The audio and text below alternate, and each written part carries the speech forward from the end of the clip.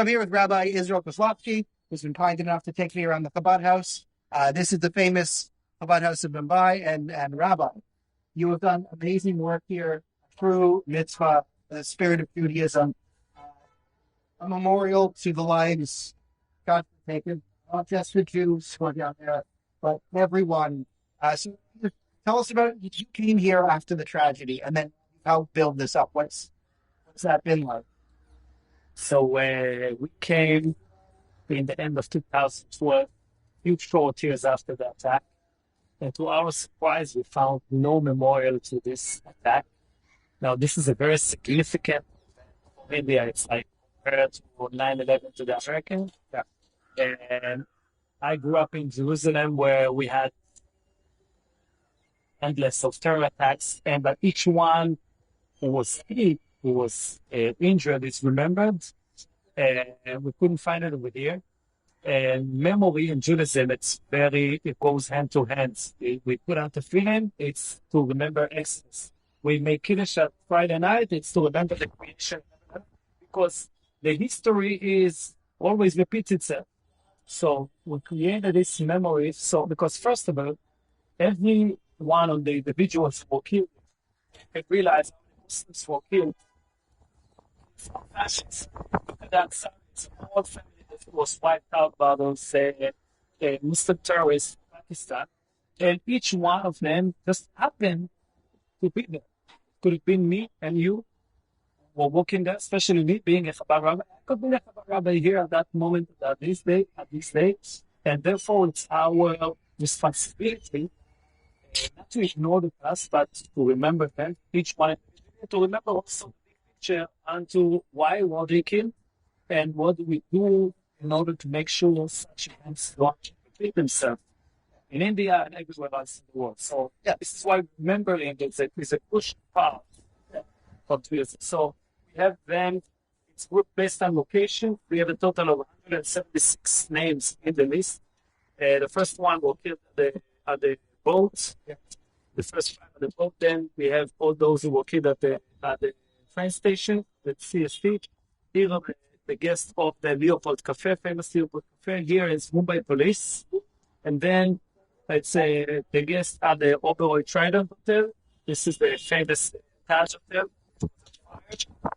Here, killed randomly in the street because they put they planted time bombs into the taxis. They blasted in different parts of the cities.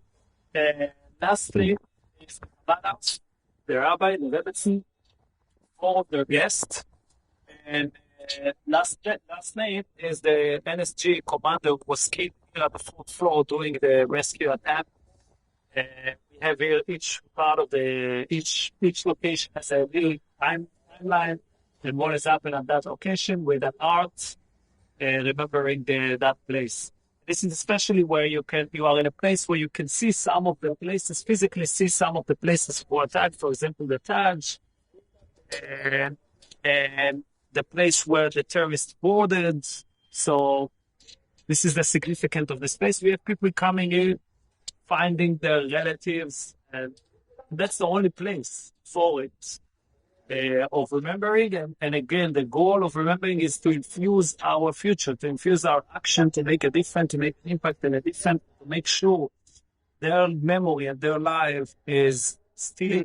On that note, let's go down and see what we're building for the future. Pausing? Okay. House of the hosts lived here with their son.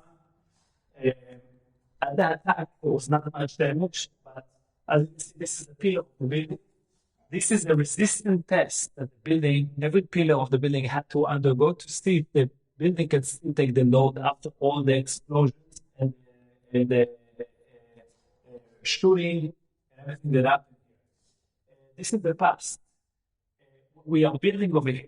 We're creating a Jewish apartment to show people what is Jewish culture and what is Jewish life through the lifestyle of the Holzbergs. And then Shabbos table with menorah sticks, going to teach what is the Shabbos. So with the kosher kitchen? Kosher kitchen, which will be all with all media and meditation, and to be able to live, to have the experience of Jewish life. And, and over here, we have the room, all the side, Moishi. He was asleep here when that happened. You can still see the modern painting of the Hebrew alphabet and the snake named Moishi. And he was asleep here at the evening, 9:30 in the evening, 26th November, when the attack happened. He was found the next day by his Christian eye, Sandra, who together with the Muslim boy, Zaki, they risked their life in order to save this Jewish boy. And I think this is very much the story of Mumbai, where cultures and people from different backgrounds can live together. We have it. This where you see 13 months. This is Moshe. 13 months. This was his heart on the wall. And then we have Moshe here at 11 years old. And this is when he came back here with Benjamin Netanyahu. And you see Am Yisrael Chai. Yisrael Chai. It's the spirit of Israel, the people of the nation, and will survive. Yes, that showcase that the actual growth, despite all those attempts in the history and unfortunately present, we're still alive and we will continue to grow. And this place is designed.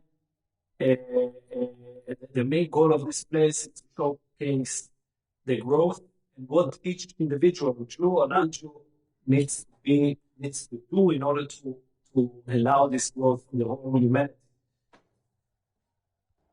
So we are the fourth floor of the building. This is the floor that was preserved the way it was found after long time. Everything you see here was found. This is the RPG that was fired into the building during the rescue.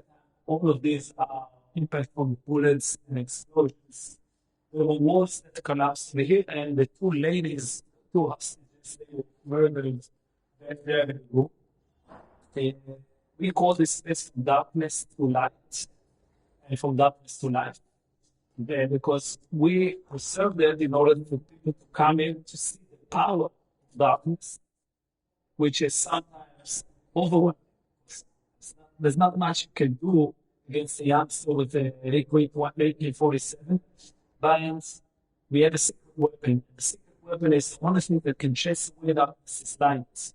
And as you can see, the example over here, where two people risk their lives in order to save the child, we could, all humanity, we can have each one of his own cycles, his own powers, to earn an act of goodness and kindness.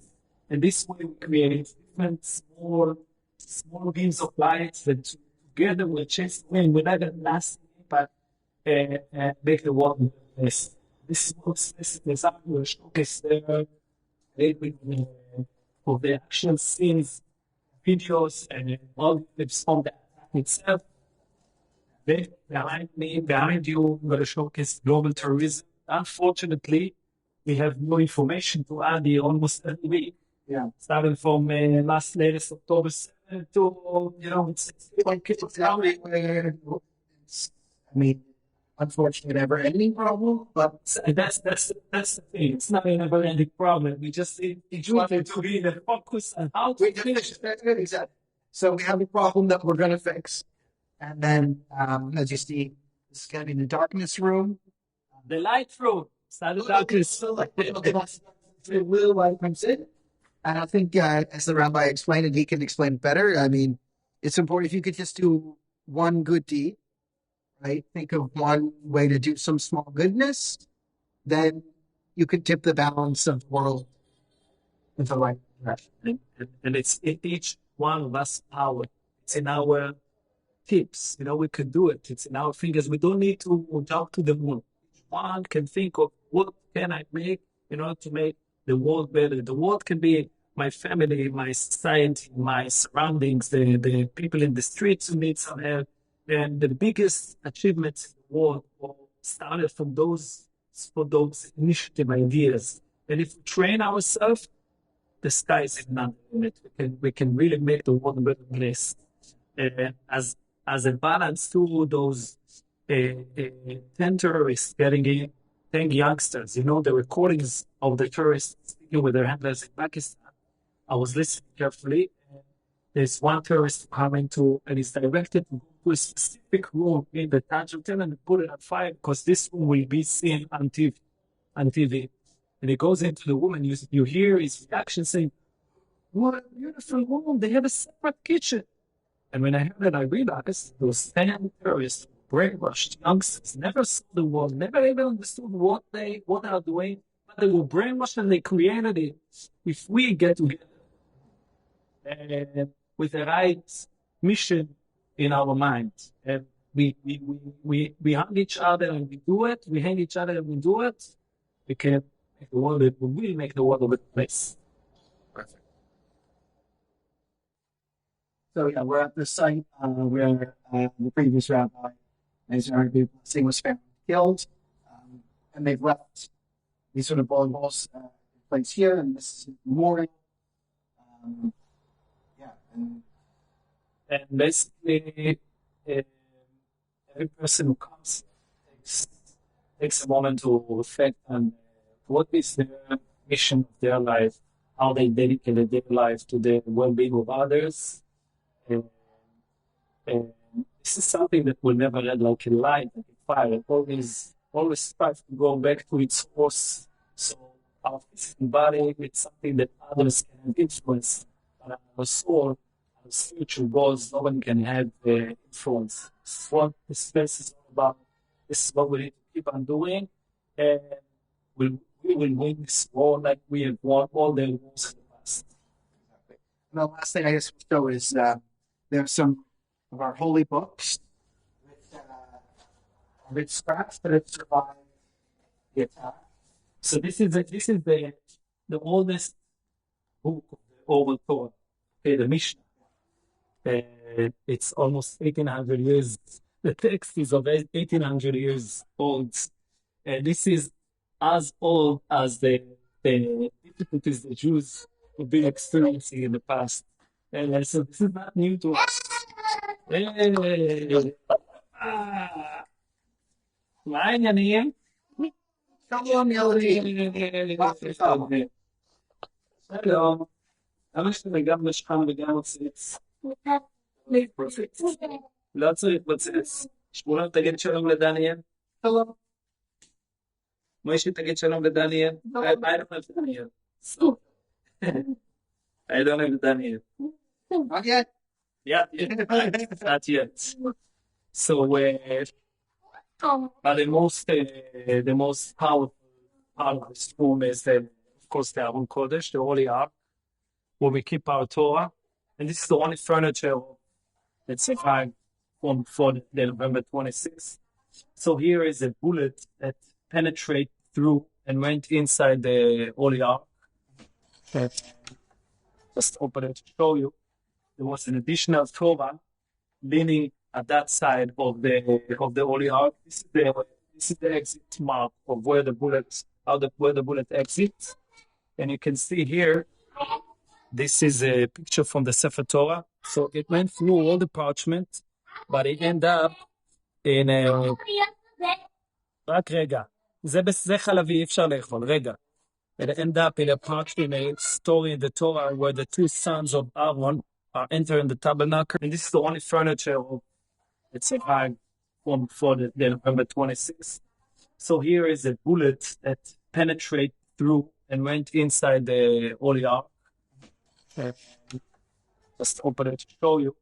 There was an additional Torah leaning at that side of the Holy Ark. This is the exit mark of where the bullet exits. And you can see here, this is a picture from the Sefer Torah. So it went through all the parchment, but it ended up in a... רק רגע. זה חלבי, אי אפשר לאכול. רגע. It ended up in a story in the Torah where the two sons of Aaron are entering the tabernacle and they died. And God says that I've taken them because I've sanctified my name with those who are close to me. So over here it starts, וידבר אדוני אל משה אחרי מות שני בני אהרון בקרבתם לפני הביניים וימותו. When they got closer to God, this is when they died. And that symbolizes, like many other small stories of this attack and whatever happening around the globe. אני באמצע משהו. אבל זה באמצע משהו, לא להפריע. It's simple as, although we don't understand what's flying, but there is a plan. And every bullet has its address, and every breath that we take has a meaning, it's reason, and we need to live with the consciousness that God gives me life now. It's because He believes that I can make a difference. And this place is the sign that people who come through will see what kind of difference they can make. It was destroyed, and a few students died. And they never said the response is wherever there is one building to have multiple buildings, and wherever there was one student to have multiple students. This is the Jewish response. You try to kill us, you're going to get us in diamonds. Okay, you left here right. I'm ready. Okay. With the Am Yisrael. Okay. Now listen. Amen.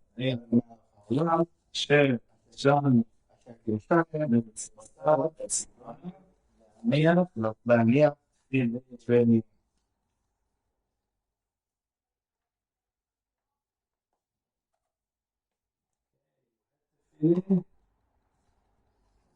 the problem.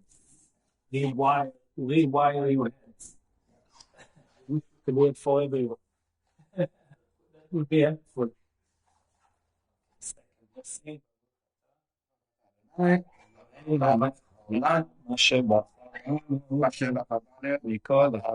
מכל העלמין ונתן לנו את תורתו ברוך אתה עבודות שלנו the Shema in English and in Hebrew. I can do it in every language. No. And he'll go for English, please. Blessed be the name of His glory, of His kingdom forever and ever. We shall love the Lord your God with all your heart, with all your soul, with all your might. And these words I command you today shall be upon your heart. You shall teach them thoroughly to your children. And you shall speak them when you sit in your house, when you walk on the road, lie down, when you rise, when you shall bind them, a sign upon your hand, and they shall be forever reminded between your eyes. You shall write them upon the doorposts of your house and upon your gates, and it will be, if you obey my commandments, which I enjoin upon you this day, to love the Lord your God and serve Him with all your heart, your soul. You will give rain for your and at the proper time, the rain and the later rain, and you will gather your grain, your wine, your oil, and I will give grass in your fields and for your cattle, and will eat and be sated. Take care lest your heart be lured away and turn astray and worship alien gods and bow down to them, for then the Lord's wrath will flare up against you, and He will choose the heavens so that there will be no rain and no earth will not yield its produce, and you will swiftly perish from the good land which the Lord gives you. Therefore place these words upon mind, your heart upon your soul. Bind them for a sign in your hand. You shall be a reminder between your eyes. You shall teach them to your children to speak them when you sit in your house and when you walk on the road. When you lie down, when you rise, you shall inscribe them upon your doorposts of your house and on your gates, so that your days and the days of your children may be prolonged on land which the Lord swore to your father to give them for as long as the heavens are above the earth. Okay, are you all there? If you got here, continue with the last one. Okay, till here. Okay, till there. Yeah. The Lord spoke to Moses, saying, "Speak then to the children of Israel and tell them to make for themselves fringes of the corners of their garments throughout their generations, and attach a thread of blue on their fringe of each corner. They shall be to your icici, and you shall look upon them and remember all the commandments of the Lord and fulfill them, and you will not follow after your heart and after your eyes by which you go astray, so that you may remember and fulfill all my commandments, and be holy to your God. I am the Lord your God, who brought you out of the land of Egypt. To be your God, I, the Lord, am your God." So I'm outside. We're outside the Leopold Cafe, which is one of the sites of the Mumbai terrorist attacks of 2008. So as you know, the Pakistani-backed jihadist terrorists, 10 of them came in from the ports, and they divided into 5 teams of 2. And the handler of Pakistan identified this cafe because it's a very old institution. I think it goes back to 1871. It's a very old restaurant. So we just went in there and looked around, and you still see the bullet marks in the windows. and they went in there and they were just sent to murder everyone they could find. And this was one of the spots because we're in a very happening spot at Delhi. This is like downtown, Mumbai, Bombay. Spent too much time in Delhi, as my Bombay friends will say. But we're here, and the restaurant survived. It's come back. It's a good testament to the spirit of India. It remains unbroken, but a little battered. So this is another site where, dozens of people lost their lives, and may we never forget. May their memory be a blessing. So I'm at the site and the memorial of hero cop Tukaram Omble.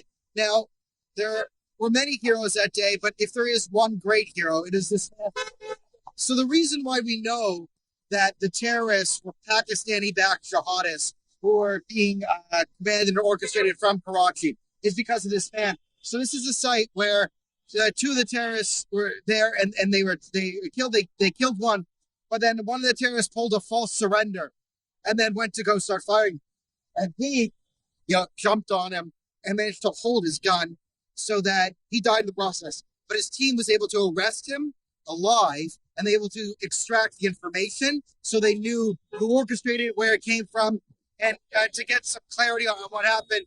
And it's really important he did that because if you don't remember your past, if you don't know what happened, you're doomed to repeat it. So in honor of this great man, I think it's really important that we know what happened, that we talk about it, because this was the precursor for October 7th. This was the type of attack of just organized mass chaos and mass slaughter. And if we don't know, if we don't get to the bottom of it, we don't cut it off at the source, it's going to happen again and again and again and again. But because of men like Tukaram, it can be stopped, and it will be stopped. And God bless him.